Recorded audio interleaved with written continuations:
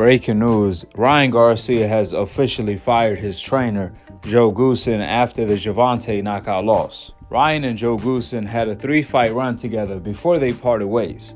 Now the million-dollar question, did they part ways and called it a day due to the fact that Ryan trainer Joe Goossen was a no-show at the post-fight press conference following Gervonta knockout loss? Or was it simply the end of the road for them? Either or.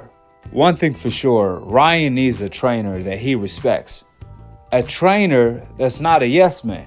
Since Ryan is hard-headed, he don't listen, and he wants everything his way, which that's not how it works. The trainer is the teacher, and the fighter is the student. But Ryan having a hard time dealing with the fact that he should be the student. Instead, he over here want to be everything. And if he keeps that up, more trainers are going to take advantage of Ryan. There's nobody that's going to turn down the opportunity to train Ryan because there's a lot of money that comes with it. So at that point, the trainers are looking out for their best interests. If Ryan wants a yes man, they're going to be a yes man because they want to make that money. It ain't about Ryan at that point. It's more about them. Me, myself, and I. And that's how every trainer is going to look at Ryan, like a come-up. Exactly what he is. You want to be hard-headed and not listen? Fine. Do whatever you want to do. Just give me my money. Which that's exactly how Joe Goossen looked at Ryan. I don't blame him. Remember, Joe Goossen said, you don't train Ryan. You don't necessarily train Ryan. You more so collaborate with him because at the moment in time, he's almost impossible to beat. Now, I already told you guys, when I first heard Joe Goossen say that, I got confused because I thought he was talking about Floyd Mayweather or Muhammad Ali. Somebody like that. Just not the all-flawed Ryan Garcia. Now, if Ryan had crazy reflexes or he was so gifted in every single department like Muhammad Ali and Roy Jones, then he could be a flawed fighter and still get away with it. Similar to how Muhammad Ali, he used to keep his hands down all of the times in the heavyweight division, something you should never do. But Ali got away with it because he had crazy reflexes, an iron chin, crazy footwork. He was so gifted in every single department that ended up overshadowing his flaws. In fact, his flaws became a bait. It became part of his style, baiting the fighters in, then countering them. On the other hand, when it comes to Ryan Garcia, he's nowhere near on that level, nor as gifted as any of them guys. Therefore, Ryan should be the last boxer on earth to be cutting corners. So when Ryan trainer said Joe Goossen leading up to the Gervonta fight, you don't necessarily train Ryan. On time. So, like I say, and I'll say it again, it bears repeating because it's true. You don't necessarily train Ryan Garcia, and people can take that negatively. You do train him, but on the other hand, you have to collaborate with him because he's got his ideas and his thoughts, and they ring true 99% of the time. So for a 24-year-old, he's got the mind of a brilliant coach as well, and this is why he's going to be almost impossible to beat.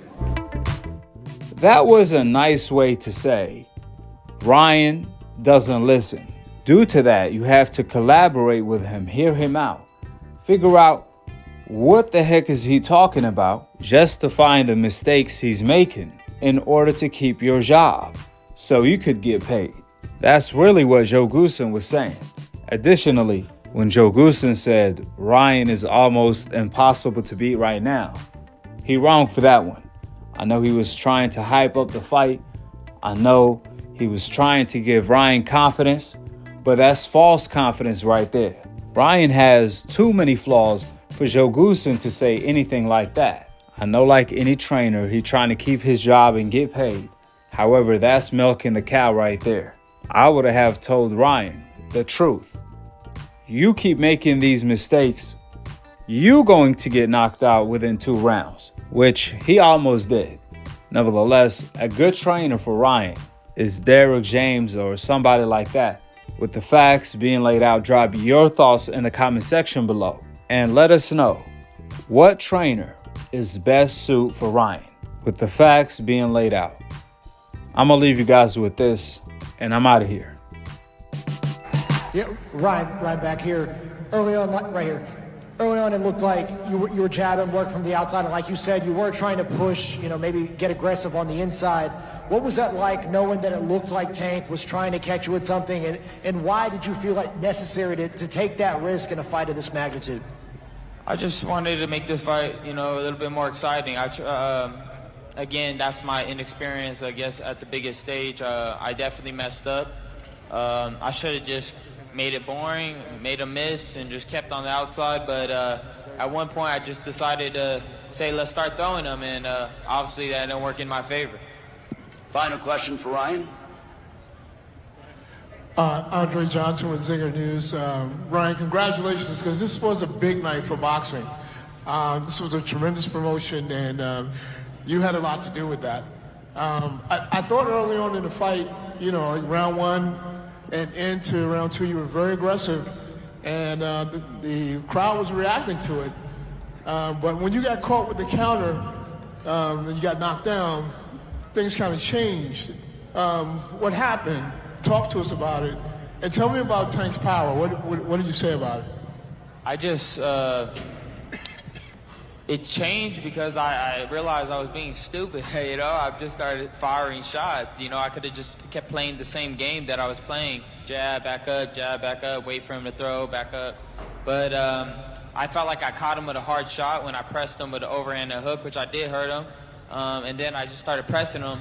And again, that's my inexperience. I ran into one. It didn't hurt as much as Luke Campbell, but again, a knockdown's a knockdown. It counts. Got right back up, and we went back to the same game. Him moving and me pressuring. But it's all good. I'll learn from it. Okay. Ryan, you always mention, no puedes jugar boxeo here, Ryan. You always mention that you are really proud of your Mexican blood. Tonight, the arena at some point sounds like a Mexico. What can you tell to the Mexican fans that are yelling, giving you the support? Honestly, at that moment, I felt so proud, man. I never felt that in a fight before, them screaming Mexico. And honestly, it warmed my heart, and I appreciate all of them that came in support. I thank you guys from the bottom of my heart.